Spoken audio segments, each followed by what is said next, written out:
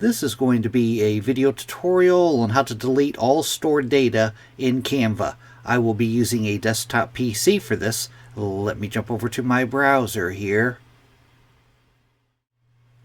I have my browser opened up now and I am logged into the free version of Canva.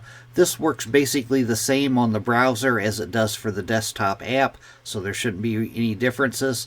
To delete all stored data, first thing you want to do is open up Settings. I'm going to go off to the pane off to the left hand side. I'm going to go down to the bottom, down to where I see my profile icon. I'm going to click on that. Then I'm going to go up to where it says Settings, and I'm going to click on Settings. Now on the page that opens up, the pane off to the left hand side, you want to click on Data and Storage.